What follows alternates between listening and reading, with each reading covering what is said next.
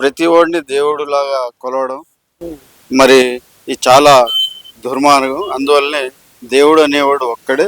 ఈ విగ్రహ ఆరాధన చేయొద్దని మొత్తం విగ్రహాలు అంటే వాళ్ళ తాతలు ముత్తాతలు చెల్లెళ్ళు ఎవరు చనిపోయినా ప్రేమతో పెట్టుకున్న విగ్రహాలని తీసుకెళ్లి బయట పెట్టడం జరిగింది. ఉమ్. బయట అంటే ఎక్కడ? అంటే పారేయడం జరిగింది. ఎవరైనా అప్పుడు ఎందుకంటే మసీదులో పారే. అంటే అంతే కదా. ఉమ్, అదైతే అంత ఫ్యామిలీస్ ఉన్నాయి కదా. అన్ని ఫ్యామిలీకి ఒక ఎక్స్ప్లెనేషన్ చేయడం మూలంగా అందరూ అవును నిజంగా నా నా ముందు పుట్టినవాడికి నేను పూజ చేయడం ఏంటి, ఆయన కూడా ఇదే కదా రాయి ఏం చేస్తుంది అన్న భావంలో అందరూ మక్కా ప్రజలందరూ ఇస్లాంని స్వీకరించి ఆ టైంలో వీటిని అన్నిటిని పలగొట్టడం ఇరగొట్టడం పారేయడం జరిగింది. అప్పుడు ఉమ్, అది విగ్రహారాధనకు ఎగ్నెస్ట్గా పనిచేయడం జరిగింది. ఉమ్, అంతే తప్ప అక్కడ ఆకారం ఉంది, ఇవి శివలింగం ఉంది. అప్పుడు శివలింగం అనేది మన భారతదేశంలో ఒక పార్ట్ ఆఫ్ ది జరుగుతాయి. ఇక్కడున్న పరిస్థితిని బట్టి శివలింగాలు ఉన్నాయి, కానీ అక్కడైతే అలాంటి ఏం లేవు. వాళ్ళ యొక్క తల్లిదండ్రుల యొక్క ప్రేమతో పెట్టుకున్న పూజలు చేస్తుంటే ఆ పూజలు తప్పు అని మా ప్రవక్త గారు చెప్పడం జరిగింది. అప్పుడు అందరూ ముస్లిమ్స్ అక్కడ అంటే అప్పుడు కూడా అంటే అందరు ముస్లిమ్స్ లేకుండే కదా. ఉమ్. అయితే వాళ్ళందరినీ ఒక తాటుకు తీసుకొచ్చి అల్లా ఏక్ హై, ఆయననే మనం పూజించాలనే సందేశం ఇచ్చాడు. అంతే తప్ప వాడు ఏ శివలింగాలు లేవు, ఏవి లేవు. అదొక ఆకారం ఉమ్, 4 ఏమంటారు స్క్వేర్లో ఉంటుంది. స్క్వేర్లో ఉన్న మక్కా అదొక మజీద్, ఒక దేవుడి యొక్క ప్లేస్ అని నమ్మకంతో మేము వెళ్తాం. అక్కడ ఏమి ఒక్క ఫోటో కూడా కనబడదు. చరిత్రపరంగా కొన్నేళ్లు వెనక్కిపోయి చూసుకున్నట్లయితే ఇప్పుడు ఉన్నటువంటి భారతదేశంలో ఉన్నటువంటి ఈ ముస్లిమ్స్ అందరూ కూడా ఒకప్పుడు హిందువులే అన్నట్టు కూడా చెప్తా ఉన్నారు. ఆదివాసులు ఉమ్, ఇక్కడ ఉన్న వాళ్ళంతా ఆదివాసులు.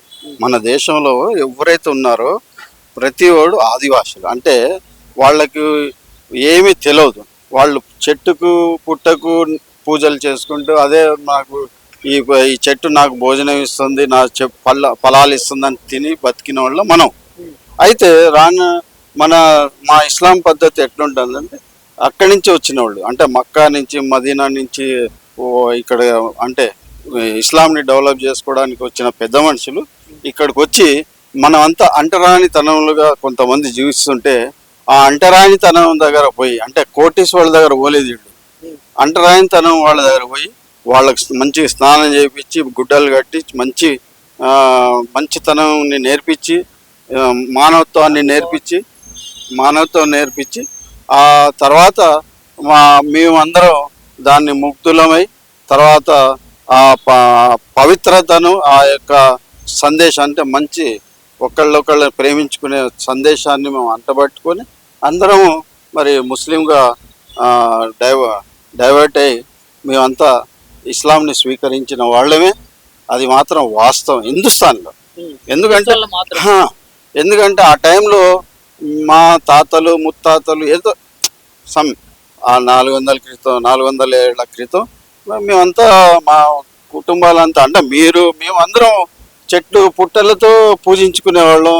మరి ఏదో దొరికితే తినేవాళ్ళం కళ్ళగద్దుకొని.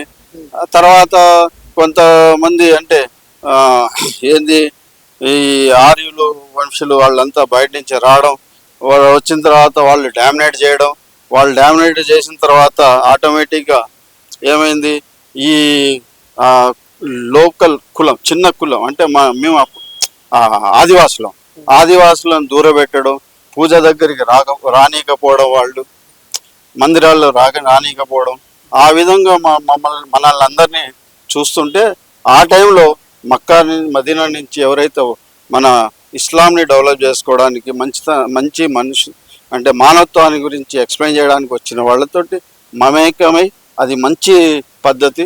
వాళ్ళు అంటే నేను అప్పుడు బురదలో ఉండేవాడిని అనుకోండి, నాకు బురద మొత్తం సాఫ్ చేసి బట్టలేసి మంచితనం నేర్పించి మానవత్వం నేర్పించి మరి దేవుడు ఒక్కడే అన్న నినాదాన్ని మేము మా యొక్క ముస్లిం సోదరులు అంటే అలవాటు పడి ఆ కులంలో అంటే ముస్లింల దాంట్లో మేము అంతా మరి కన్వర్ట్ అయ్యి ఈరోజు ఇస్లాం పద్ధతి మాకు నచ్చింది కాబట్టి మేము ముస్లిమ్స్ అయ్యాం. అసలు ఖురాన్ ఏంటి, ఖురాన్ రాసింది ఎవరు, అసలు ఖురాన్ చరిత్ర ఏంటి?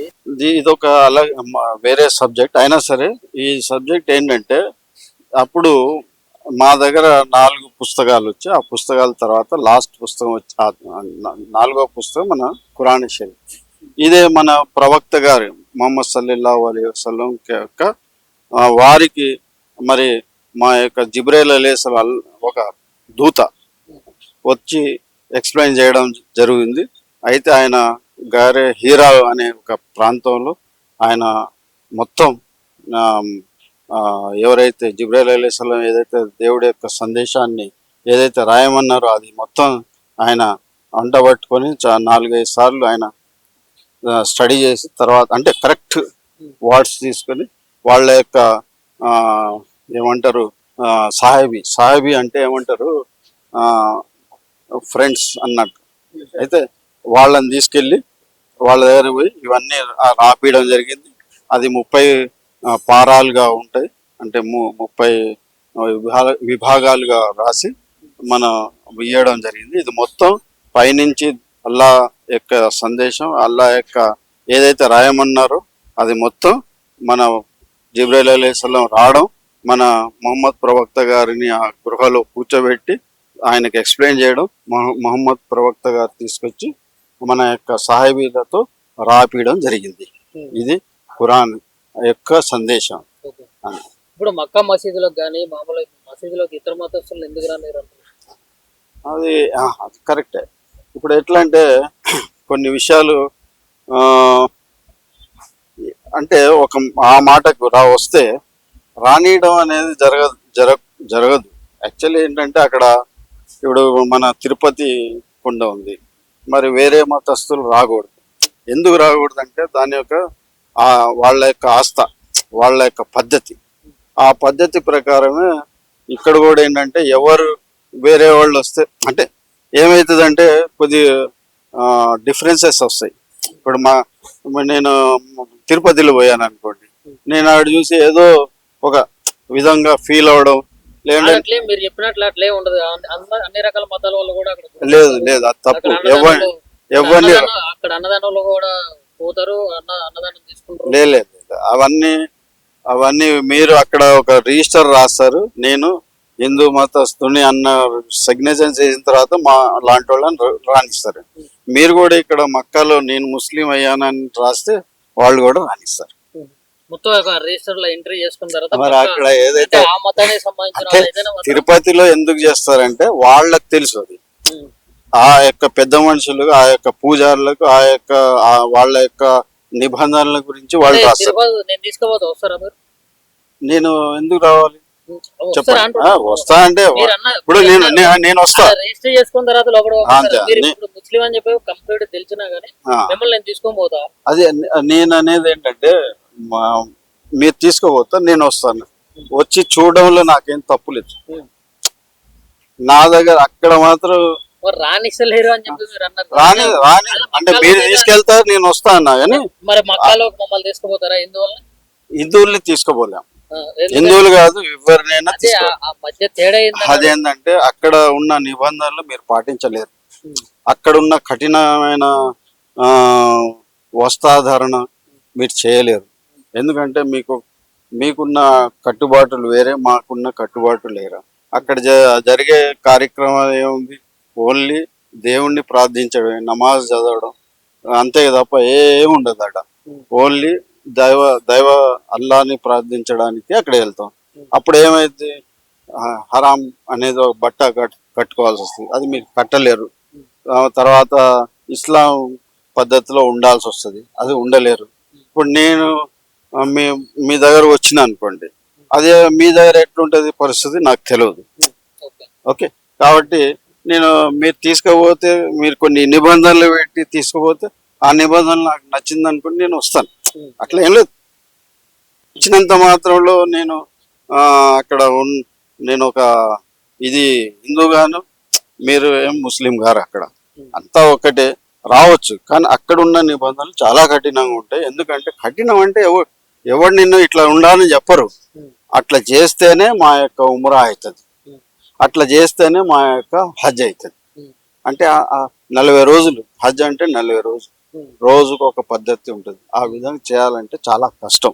ఓకే. ఐదు ఇంకో ఐదు విషయం పూటలు ఇంకో నమాజ్ విషయం చదవాలి. ఏంటంటే, ఇప్పుడు ఒక సమాజాన్ని రెచ్చగొట్టే విధంగా జెండాలు వేసుకొని తిరగడం కానీ, బైకులు సైలెన్సర్లు బీకి బాగా సౌండ్లు శబ్దాలు చేసుకుంటా ఆ జెండాలు ఊపుకుంటా ఏం రాబోయ్ అన్నట్లు పోడు కానీ పోలీసు వాళ్ళ మీద పోడు ఇట్లా అన్నీ కూడా కొన్ని అయితే జరుగుతూ ఉంటాయి. మరి వీటన్నిటిగా అసలు వెనక ఏంది అసలు?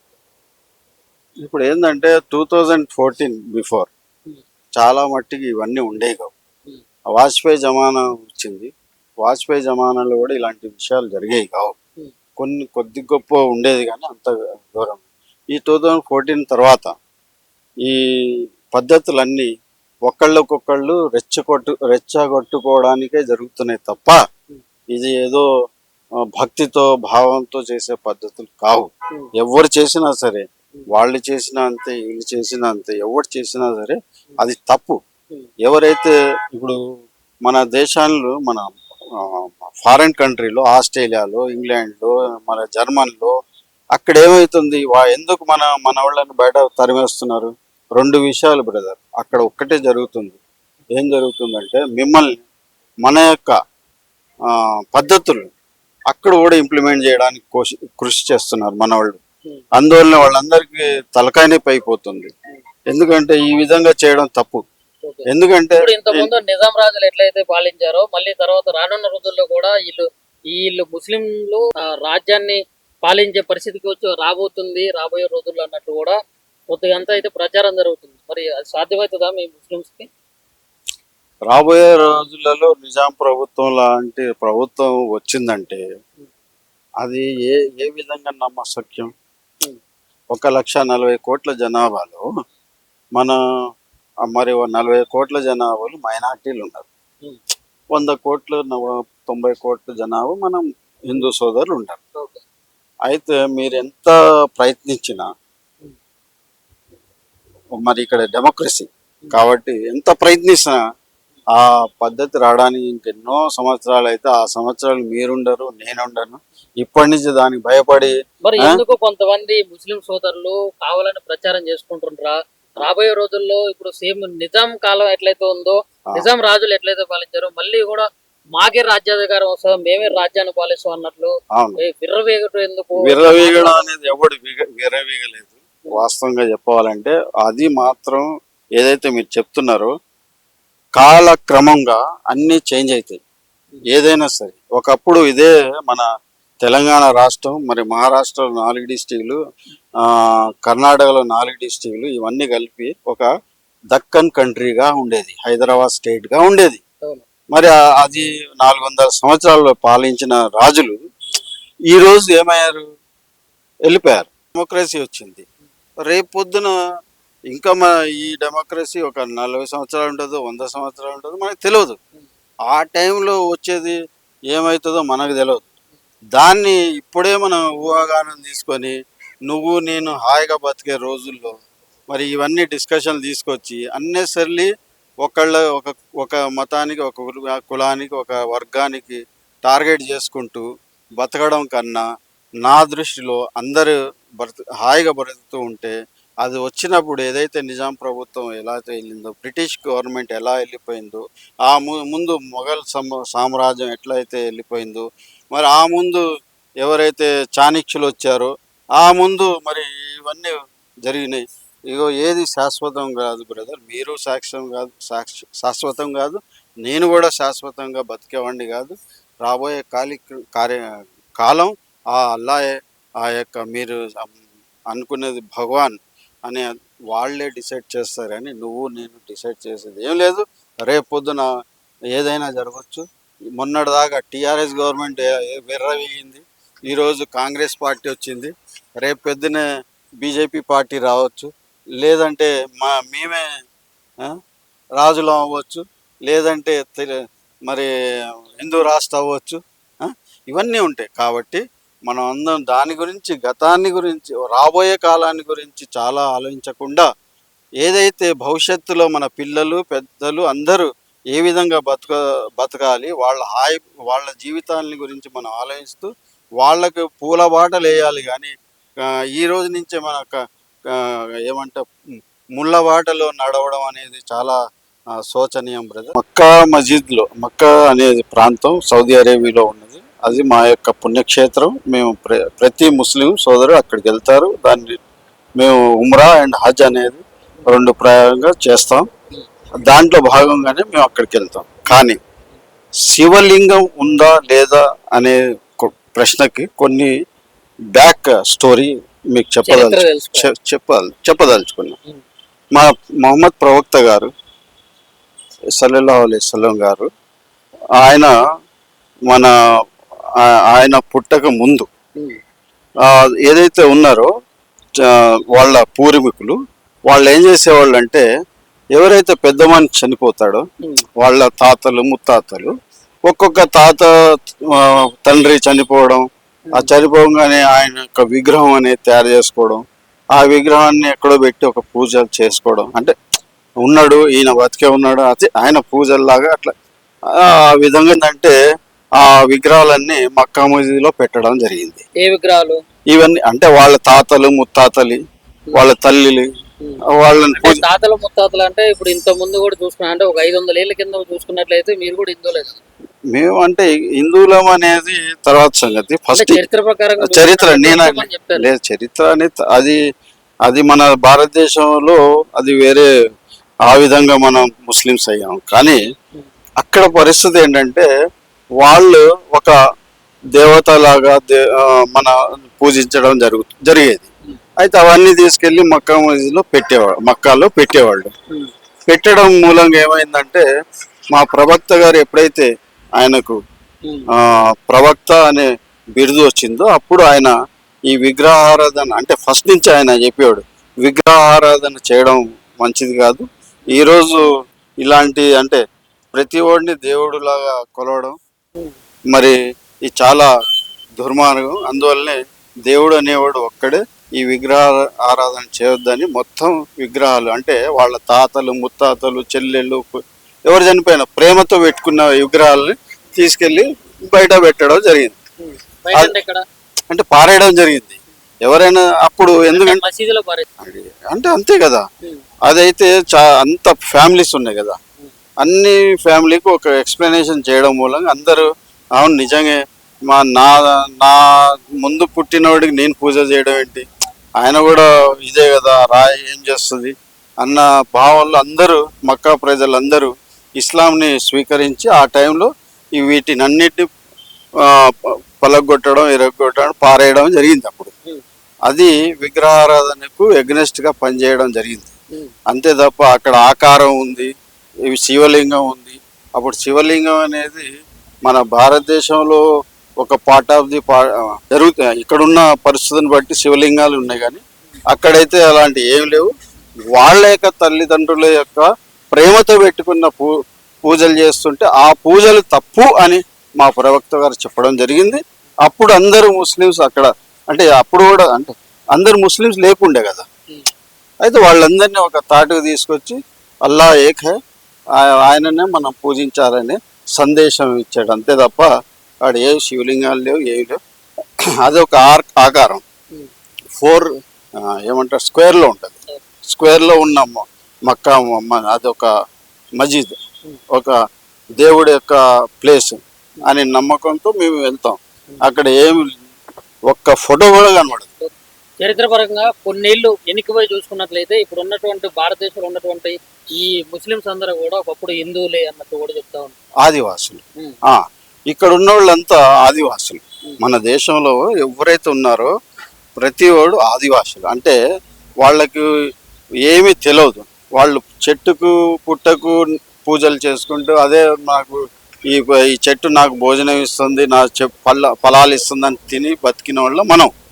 అయితే మా ఇస్లాం పద్ధతి ఎట్లుంటుందంటే అక్కడి నుంచి వచ్చిన వాళ్ళు అంటే మక్కా నుంచి మదీనా నుంచి ఇక్కడ అంటే ఇస్లాంని డెవలప్ చేసుకోవడానికి వచ్చిన పెద్ద మనుషులు ఇక్కడికి వచ్చి మనం అంతా అంటరానితనములుగా కొంతమంది జీవిస్తుంటే ఆ అంటరానితనం దగ్గర పోయి అంటే కోటీశ్వరుల దగ్గర పోలేదు, అంటరానితనం వాళ్ళ దగ్గర పోయి వాళ్ళకి మంచి స్నానం చేయించి గుడ్డలు కట్టి మంచితనాన్ని నేర్పించి మానవత్వం నేర్పించి ఆ తర్వాత మేమందరం దాన్ని ముగ్ధులమై తర్వాత ఆ పవిత్రతను ఆ యొక్క సందేశం అంటే మంచి ఒకళ్ళొకళ్ళు ప్రేమించుకునే సందేశాన్ని మేము అంటబట్టుకొని అందరము మరి ముస్లింగా ఆ, డైవ డైవర్ట్ అయ్యి మేమంతా ఇస్లాంని స్వీకరించిన వాళ్ళమే. అది మాత్రం వాస్తవం హిందుస్థాన్లో.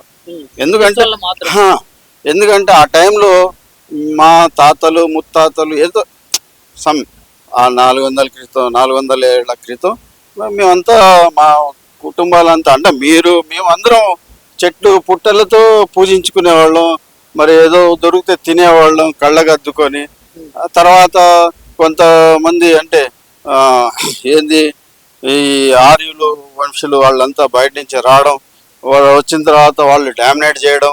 వాళ్ళు డామినేట్ చేసిన తర్వాత ఆటోమేటిక్గా ఏమైంది, ఈ ఆ, లోకల్ కులం చిన్న కులం అంటే మేము ఆ, ఆదివాసులను దూరబెట్టడం, పూజ దగ్గరికి రానీకపోవడం, వాళ్ళు మందిరాల్లో రానీకపోవడం. ఆ విధంగా మనల్ని అందరినీ చూస్తుంటే ఆ టైంలో మక్కా మదీనా నుంచి ఎవరైతే మన ఇస్లాంని డెవలప్ చేసుకోవడానికి మంచి మనిషి అంటే మానవత్వాన్ని గురించి ఎక్స్ప్లెయిన్ చేయడానికి వచ్చిన వాళ్ళతోటి మమేకమై అది మంచి పద్ధతి. వాళ్ళు అంటే నేను అప్పుడు బురదలో ఉండేవాడిని అనుకోండి, నాకు బురద మొత్తం సాఫ్ చేసి బట్టలేసి మంచితనం నేర్పించి మానవత్వం నేర్పించి మరి దేవుడు ఒక్కడే అన్న నినాదాన్ని మేము మా యొక్క ముస్లిం సోదరులు అంటే అలవాటు పడి ఆ కులంలో అంటే ముస్లింల దాంట్లో మేము అంతా మరి కన్వర్ట్ అయ్యి ఈరోజు ఇస్లాం పద్ధతి మాకు నచ్చింది కాబట్టి మేము ముస్లిమ్స్ అయ్యాం. అసలు ఖురాన్ ఏంటి, ఖురాన్ రాసింది ఎవరు, అసలు ఖురాన్ చరిత్ర ఏంటి? ఇదొక అలా వేరే సబ్జెక్ట్ అయినా సరే ఈ సబ్జెక్ట్ ఏంటంటే అప్పుడు మా దగ్గర 4 పుస్తకాలు వచ్చి ఆ పుస్తకాల తర్వాత లాస్ట్ పుస్తకం వచ్చి 4వ పుస్తకం మన ఖురాన్ షరీఫ్. ఇదే మన ప్రవక్త గారు ముహమ్మద్ సల్లల్లాహు అలైహి వసల్లం యొక్క వారికి మరి మా యొక్క జిబ్రైల్ అలైహిస్సలాం ఒక దూత వచ్చి ఎక్స్ప్లెయిన్ చేయడం జరిగింది. అయితే ఆయన గారే హీరా అనే ఒక ప్రాంతంలో ఆయన మొత్తం ఎవరైతే జిబ్రైల్ అలైహిస్సలాం ఏదైతే దేవుడి యొక్క సందేశాన్ని ఏదైతే రాయమన్నారో అది మొత్తం ఆయన అంటబట్టుకొని 4-5 సార్లు ఆయన స్టడీ చేసి తర్వాత అంటే కరెక్ట్ వర్డ్స్ తీసుకొని వాళ్ళ యొక్క ఏమంటారు సాహేబీ అంటే ఏమంటారు ఫ్రెండ్స్ అన్నట్టు. అయితే వాళ్ళని తీసుకెళ్ళి వాళ్ళ దగ్గర పోయి ఇవన్నీ రాపియడం జరిగింది.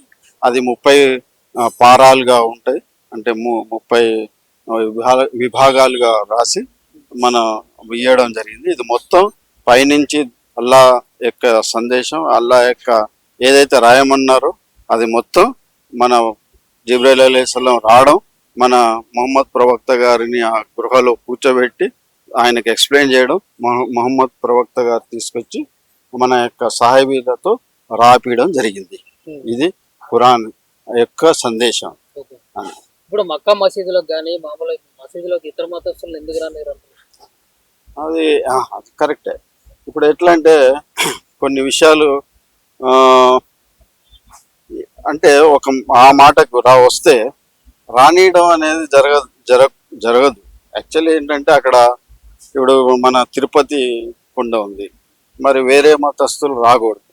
ఎందుకు రాకూడదు అంటే దాని యొక్క వాళ్ళ యొక్క ఆస్థ, వాళ్ళ యొక్క పద్ధతి, ఆ పద్ధతి ప్రకారమే ఇక్కడ కూడా ఏంటంటే ఎవరు వేరే వాళ్ళు వస్తే అంటే ఏమవుతుందంటే కొద్ది డిఫరెన్సెస్ వస్తాయి. ఇప్పుడు నేను తిరుపతిలో పోయాను అనుకోండి, నేను ఆడ చూసి ఏదో ఒక విధంగా ఫీల్ అవడం లేదంటే మీరు చెప్పినట్లు అట్లే ఉండదు. అన్ని రకాల మతాల వాళ్ళు కూడా అక్కడ లేదు అది తప్పు. ఎవరిని అక్కడ అన్నదానంలో కూడా పోతారు, అన్నదానం తీసుకుంటారు. లేదు అవన్నీ మీరు అక్కడ ఒక రిజిస్టర్ రాస్తారు, నేను హిందూ మతస్థుని అన్న సిగ్నేచర్ చేసిన తర్వాత మా లాంటి వాళ్ళని రాణిస్తారు. మీరు కూడా ఇక్కడ మక్కాలో నేను ముస్లిం అయ్యానని రాస్తే వాళ్ళు కూడా రాణిస్తారు. మొత్తం రిజిస్టర్ లో ఎంట్రీ చేసుకున్న తర్వాత మరి అక్కడ ఏదైతే ఆ మతానికి సంబంధించిన తిరుపతిలో ఎందుకు చేస్తారంటే వాళ్ళకి తెలుసు అది. ఆ యొక్క పెద్ద మనుషులు, ఆ యొక్క పూజారులకు, ఆ యొక్క వాళ్ళ యొక్క నిబంధనల గురించి వాళ్ళు రాస్తారు. తిరుపతి నేను తీసుకోపోతా, వస్తారా మీరు? నేను ఎందుకు రావాలి వస్తారా చెప్పండి. అంటున్నా. వస్తా అంటే మీరు అన్న ఇప్పుడు నేను వస్తా. రిజిస్టర్ చేసుకున్న తర్వాత లోపల అంతే. మీరు ఇప్పుడు ముస్లిం అని చెప్పి కంప్లీట్ తెలిసినా గానీ ఆ, మిమ్మల్ని నేను తీసుకొని పోతా. అదే నేను అనేది ఏంటంటే మీరు తీసుకోపోతా, నేను వస్తాను. వచ్చి చూడడంలో నాకేం తప్పు లేదు. నా దగ్గర అక్కడ మాత్రం మరి రానిస్తలేరు అని చెప్పి మీరు అన్నారు. రాని రాని అంటే మీరు తీసుకెళ్తారు, నేను వస్తా అన్నా కానీ మరి మక్కాలో మమ్మల్ని తీసుకుపోతారా హిందువుల్ని? హిందువుల్ని తీసుకోపోలేం. ఎందుకంటే హిందువులు కాదు, ఎవరినైనా అదే తీసుకో. ఆ మధ్య తేడా ఏంటంటే అదేంటంటే అక్కడ ఉన్న నిబంధనలు మీరు పాటించలేరు.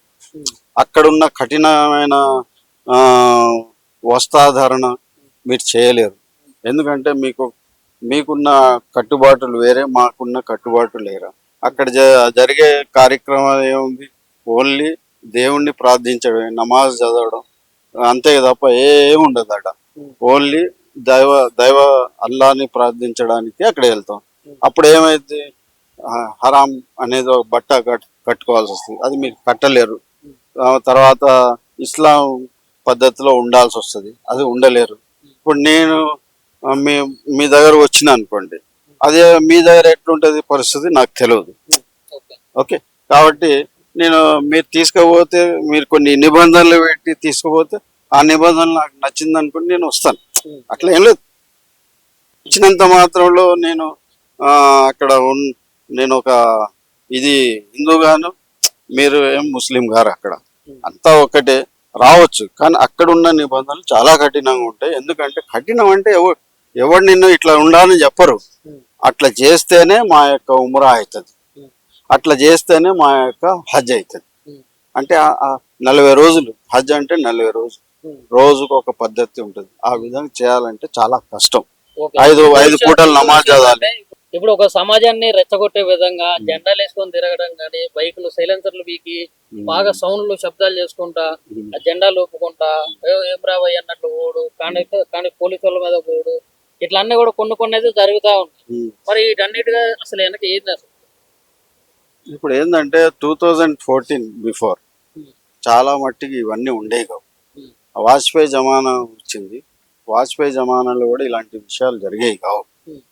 కొద్ది గొప్ప ఉండేది, కానీ అంత దూరం. ఈ 2014 తర్వాత ఈ పద్ధతులన్నీ ఒకళ్ళకొకళ్ళు రెచ్చగొట్టుకోవడానికే జరుగుతున్నాయి తప్ప ఇది ఏదో భక్తితో భావంతో చేసే పద్ధతులు కావు. ఎవరు చేసినా సరే, వాళ్ళు చేసినా అంతే, వీళ్ళు చేసినా అంతే, ఎవరు చేసినా సరే అది తప్పు.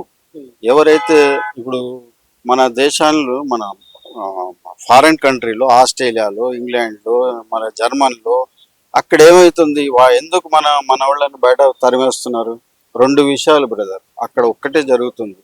ఏం జరుగుతుందంటే, మిమ్మల్ని మన యొక్క పద్ధతులు అక్కడ కూడా ఇంప్లిమెంట్ చేయడానికి కృషి చేస్తున్నారు మన వాళ్ళు. అందువల్ల వాళ్ళందరికీ తలకాయనే పైపోతుంది. ఎందుకంటే ఈ విధంగా చేయడం తప్పు. ఎందుకంటే ఇంతకుముందు నిజాం రాజులు ఎట్లయితే పాలించారో, మళ్ళీ తర్వాత రానున్న రోజుల్లో కూడా వీళ్ళు ముస్లింలు రాజ్యాన్ని పాలించే పరిస్థితికి వచ్చి రాబోయే రోజుల్లో అన్నట్లు కూడా కొద్దిగా అంతా అయితే ప్రచారం జరుగుతుంది. మరి అది సాధ్యమవుతుందా మీ ముస్లింస్ కి?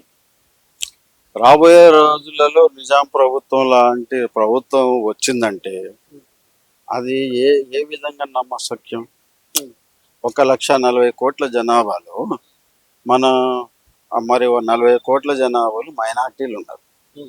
100 కోట్ల 90 కోట్ల జనాభా మనం హిందూ సోదరులు ఉంటారు. అయితే మీరు ఎంత ప్రయత్నించినా, మరి ఇక్కడ డెమోక్రసీ కాబట్టి ఎంత ప్రయత్నించినా ఆ పద్ధతి రావడానికి ఇంకెన్నో సంవత్సరాలు అయితే, ఆ సంవత్సరాలు మీరుండరు, నేనుండను. ఇప్పటి నుంచి దానికి భయపడి మరి ఎందుకు కొంతమంది ముస్లిం సోదరులు కావాలని ప్రచారం చేసుకుంటుంటారా?